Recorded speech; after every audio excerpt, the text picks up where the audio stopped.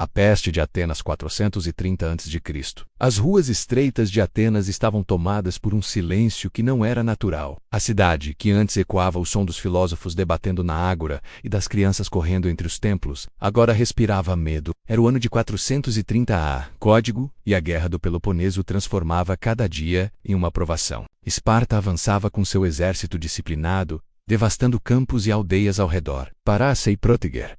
A população ateniense havia se fechado atrás das muralhas longas que ligavam a cidade ao porto do Pireu, confiando na frota naval que fazia de Atenas a senhora dos mares. Mas essa decisão estratégica, que deveria garantir a sobrevivência, trouxe consigo uma maldição silenciosa. Com milhares de refugiados amontoados em espaços apertados, a cidade se transformou em um caldeirão de tensão, fome e sujeira. As casas, antes organizadas, estavam abarrotadas de famílias inteiras, pessoas dormindo no chão, disputando água, respirando o mesmo ar pesado. As muralhas que protegiam, ao mesmo tempo aprisionavam. Não havia para onde fugir. O calor do verão grego fazia o fedor dos esgotos e dos corpos suados se espalhar por cada viela. Os mercados, antes vibrantes, agora exibiam cestos vazios e animais magros. E enquanto os homens discutiam estratégias de guerra, mulheres e crianças carregavam nos olhos um terror silencioso, a percepção de que o inimigo não estava apenas do lado de fora. O medo de Esparta era palpável, mas a opressão do confinamento fazia nascer outro temor,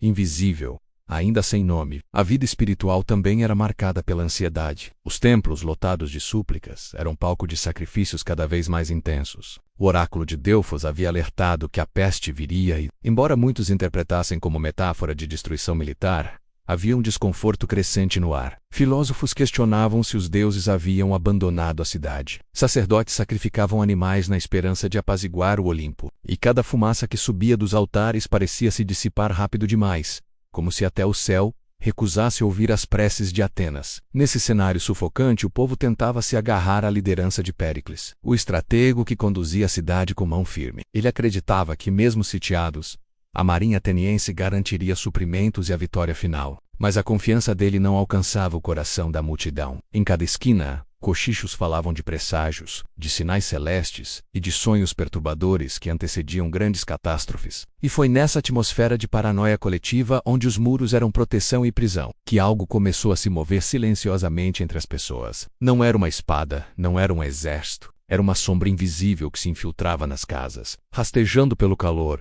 preparando-se para transformar a cidade mais brilhante da Grécia em um cemitério vivo. A chegada silenciosa da doença no início parecia apenas um rumor entre os marinheiros que chegavam ao porto do Pireu.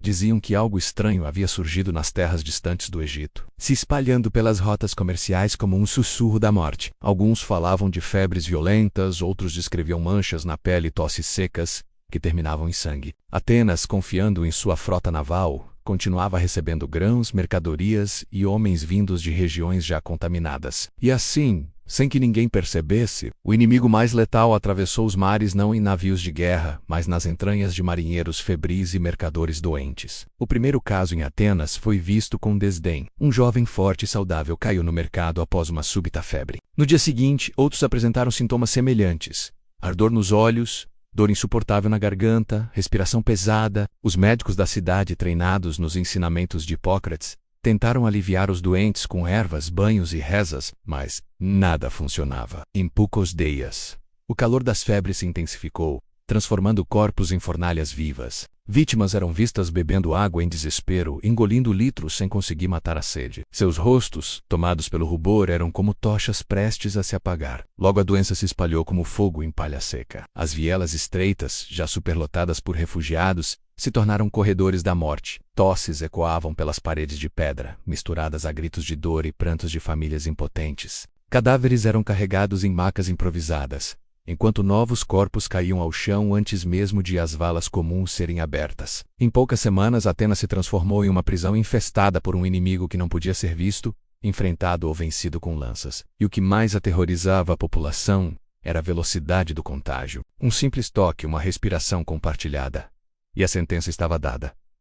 Mães que cuidavam dos filhos caíam junto deles. Sacerdotes que realizavam rituais desabavam diante dos altares. Até mesmo os médicos que se aproximavam para examinar os doentes eram rapidamente engolidos pelo mesmo destino. A cidade, antes símbolo de conhecimento e glória, se tornava um laboratório de horrores onde cada contato humano podia ser o último. O medo crescia como uma segunda epidemia, talvez mais cruel que a própria doença. Pessoas começavam a evitar familiares, abandonando seus entes à própria sorte. Portas eram fechadas com força, janelas lacradas. Muitos preferiam morrer de fome dentro de casa do que arriscar um contato nas ruas. O calor sufocante do verão, combinado com a ausência de higiene e o acúmulo de lixo, fez de Atenas um terreno fértil para a peste. Mas naquela altura ninguém ainda tinha plena noção do que estava por vir. A cidade, cercada por muros e inimigos externos, havia se tornado um experimento da morte, onde cada esquina escondia uma nova vítima. Enquanto os primeiros sinais se espalhavam pelo Pireu, Atenas descobriu que a guerra contra Esparta era apenas uma batalha entre homens. A verdadeira guerra estava começando ali, dentro de seus muros, contra um inimigo invisível que não tinha exército, mas possuía o poder de dizimar um povo inteiro em silêncio. Imagine uma cidade orgulhosa de sua glória, mas lentamente sufocada pelo cerco implacável. Atenas em 430 A. Código era a joia do mundo grego, a capital da democracia e da filosofia, mas também um palco de tensão e medo. A guerra do Peloponeso já corroía suas muralhas, trazendo fome, paranoia e a incerteza de quanto tempo a cidade conseguiria resistir. Os atenienses, antes confiantes em sua força naval e em sua cultura, agora se viam encurralados dentro dos muros, como ratos em uma armadilha prestes a se fechar. Do lado do fora, o inimigo espartano esperava o momento certo para atacar. Do lado de dentro, o pavor crescia, silencioso, como uma sombra invisível que se alimentava da aglomeração, da escassez e da desesperança. A vida dentro das muralhas tornou-se um fardo. Famílias inteiras se amontoavam em casas superlotadas, templos lotavam de refugiados, e a promessa de um futuro glorioso se dissolvia em noites insones regadas pelo eco distante da guerra e pelos sussurros de que algo pior estava para chegar. Foi nesse ambiente sufocante que o verdadeiro terror se anunciou. Não veio em forma de lanças, espadas ou exércitos, mas sim como um inimigo invisível que não podia ser detido por nenhum general ou estratégia militar.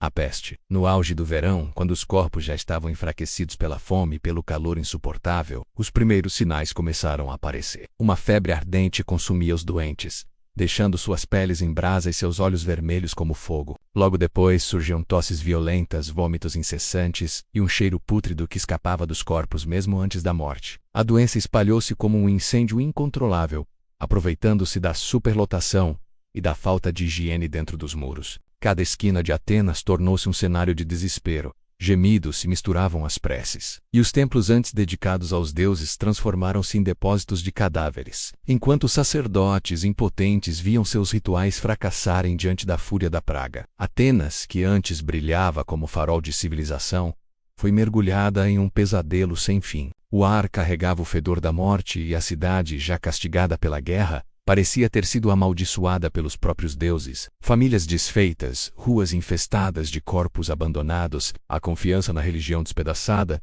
menos tudo alimentava a sensação de que a própria essência da humanidade estava se desfazendo. A peste não apenas matava, mas quebrava a alma dos sobreviventes, deixando-os em um estado de apatia e loucura. O povo antes orgulhoso já não clamava por vitórias nem confiava em seus líderes. A esperança, assim como os corpos em decomposição, apodrecia sob o sol escaldante do verão ateniense, e em meio a esse cenário devastador surgia uma dúvida aterrorizante.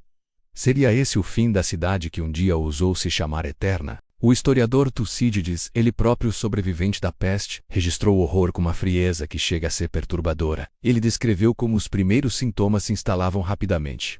Uma febre avassaladora que parecia incendiar o corpo por dentro, acompanhada de olhos inflamados e sede insaciável que levava os doentes a jogarem-se nas fontes públicas como animais sedentos. Mas a água não trazia alívio, menos apenas intensificava os espasmos e a sensação de sufocamento. Logo depois vinham tosse seca, náuseas, vômitos e feridas que se espalhavam pelo corpo, deixando a pele em carne viva. Muitos, ao se verem apodrecendo ainda em vida, arrancavam as roupas e rolavam-nos pelo chão, tentando encontrar alívio no frio das pedras. A praga não escolhia idade, classe ou virtude, ricos e pobres, generais e soldados, sacerdotes e escravos tombavam lado a lado. Não havia cura, e cada tentativa de tratamento terminava em agonia ainda mais cruel, como se a própria medicina tivesse se tornado cúmplice da morte. O impacto psicológico foi ainda mais devastador do que os sintomas físicos. Atenas, outrora orgulhosa de sua fé nos deuses, começou a questionar tudo. Altares ficaram abandonados, templos se encheram de cadáveres,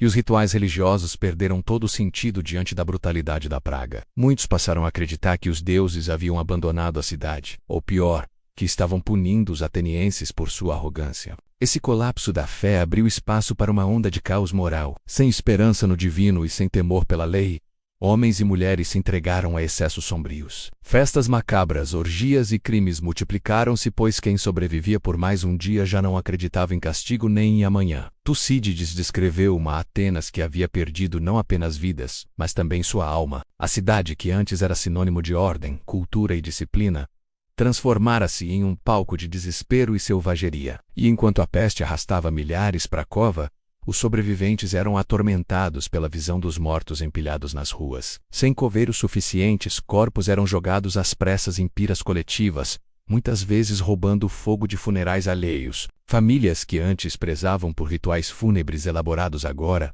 abandonavam seus mortos às moscas, temendo o contágio, ou simplesmente cedendo ao cansaço. Tucídides conta que alguns corpos permaneciam por dias expostos ao sol, servindo de banquete para aves e cães famintos. O próprio silêncio da cidade foi quebrado por gemidos incessantes e pelo grasnar dos corvos que disputavam restos humanos. E nesse cenário, o medo se transformava em indiferença. Vizinhos já não ajudavam uns aos outros. Enfermos eram abandonados em seus leitos. Filhos deixavam pais morrendo sozinhos. A praga não apenas ceifava vidas, mas destruía os laços que sustentavam a sociedade. Era como se Atenas tivesse sido tragada por um inferno invisível, onde cada respiração podia ser a última. A peste não apenas reduziu a população de Atenas a um estado miserável, mas também comprometeu diretamente sua capacidade de lutar contra Esparta. Péricles, o grande estrategista e líder da cidade, havia projetado uma guerra longa, sustentada pelo poder naval ateniense e pelo suprimento vindo do mar. No entanto, o confinamento da população atrás das muralhas, aliado à superlotação e à falta de higiene, transformou a própria estratégia em armadilha mortal. Os exércitos de Esparta devastavam o campo aberto, mas não conseguiam penetrar nas muralhas. Ainda assim, não precisaram vencer em batalha direta. A peste fez o trabalho por eles, esvaziando as fileiras do exército ateniense e criando uma brecha mortal no orgulho da cidade. Generais tombavam em número tão alarmante quanto soldados comuns. E até marinheiros, o coração da força ateniense, eram consumidos pela doença. O que deveria ser uma fortaleza transformou-se em uma prisão pestilenta, corroendo lentamente o poder da polis mais orgulhosa da Grécia. O golpe mais devastador, porém, foi a morte de Péricles em 429 a, que havia guiado Atenas ao seu auge cultural, artístico e político. Caiu vítima da praga como qualquer cidadão comum. Sua perda deixou a cidade órfã de liderança sábia, mergulhando-a em uma série de decisões precipitadas. Tucídides afirma que, sem Péricles, Atenas perdeu a visão estratégica de longo prazo e passou a ser guiada por líderes oportunistas, que buscavam ganhos imediatos, mas enfraqueciam o conjunto da guerra. A peste não apenas matou o homem, mas também sua visão de império. Esparta, paciente e resistente, observava enquanto a própria doença minava o inimigo. Se Atenas ainda se mantinha de pé, já não era mais com a mesma confiança, mas sim como um corpo doente que tentava a cada respiração não desmoronar. Assim, a Guerra do Peloponeso, que deveria ser uma disputa de armas e estratégias, transformou-se em uma guerra de sobrevivência contra um inimigo invisível e implacável. Com o tempo, a peste foi perdendo força, mas seu impacto já era irreversível. Estima-se que entre 1/4 e 1/3 da população ateniense tenha perecido, incluindo soldados, marinheiros, mulheres e crianças. Esse vazio demográfico abriu espaço para a desordem social, enfraqueceu a economia e minou a confiança dos aliados da Liga de Delos, que começaram a duvidar da capacidade de Atenas em protegê-los. Esparta, percebendo a fragilidade, intensificou a pressão militar, e os atenienses já não tinham a mesma energia para resistir. A doença havia corroído algo mais profundo do que corpos. Havia quebrado o moral de uma nação. O medo do contágio continuou assombrando os sobreviventes por gerações, como se a peste tivesse se tornado um espectro invisível rondando cada esquina. Era o presságio de que mesmo as maiores cidades, mesmo os povos mais cultos e poderosos, podiam ser reduzidos ao caos e à decadência diante de uma força que não podia ser vencida por espadas, muralhas ou navios. Entre os sobreviventes, a peste não foi lembrada apenas como um desastre natural, mas como um castigo divino. Muitos acreditavam que Atenas havia despertado a fúria dos deuses com sua arrogância, principalmente por profanar templos e impor sua supremacia sobre outras cidades. Havia quem jurasse que Apolo, o deus das pragas e das flechas mortais, havia disparado sua ira contra a polis por meio da doença. Outros acreditavam que Hades havia aberto as portas do submundo para que os mortos caminhassem invisíveis entre os vivos, espalhando a podridão de seus corpos. Essa atmosfera de terror religioso gerava histórias sussurradas nas esquinas de Atenas. Diziam que à noite, em certas casas abandonadas onde famílias inteiras haviam perecido, era possível ouvir tosses sufocadas e gemidos de febre ecoando pelas paredes, como se os fantasmas da praga ainda tentassem respirar o ar envenenado. Mas não eram apenas sussurros sobre deuses e espíritos que circulavam. Alguns sacerdotes, em desespero, começaram a organizar rituais proibidos, buscando apaziguar forças mais sombrias. Crônicas perdidas falam de sacrifícios de animais, não mais nos altares públicos, mas em cavernas e túneis ocultos sob a cidade. Havia quem acreditasse que apenas o derramamento de sangue humano poderia deter a peste. Famílias desesperadas ofereciam até mesmo escravos como oferenda, acreditando que, com a morte de um inocente, poderiam salvar dezenas. Esse lado oculto da Atenas democrática raramente era registrado, mas sobreviventes juravam ter visto procissões noturnas com tochas descendo até antigos santuários subterrâneos, onde o odor de carne queimada se misturava ao da doença. Para eles, o fim da peste não seria pela medicina ou pela sorte,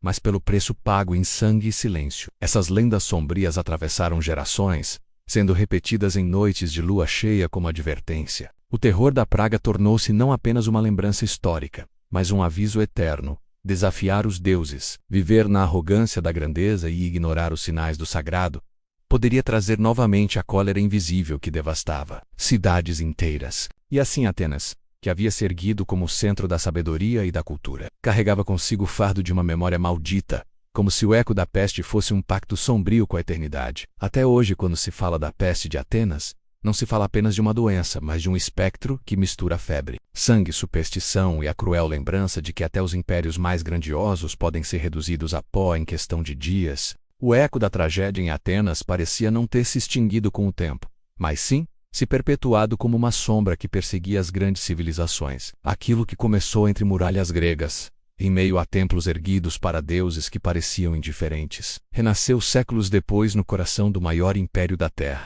Assim, o mesmo pavor que paralisou Atenas atravessou gerações e encontrou em Roma um novo palco para se manifestar. Se os gregos haviam sentido o peso da ira divina durante a Guerra do Peloponeso, os romanos conheceram essa maldição em proporções ainda mais devastadoras. O contágio viajou com soldados, espalhou-se por mercados e becos, atravessou muralhas e palácios, mostrando que nem os deuses de mármore nem o poder dos imperadores eram capazes de barrar sua marcha invisível. Roma revivia a mesma agonia como se fosse a continuação inevitável de um destino já traçado em Atenas.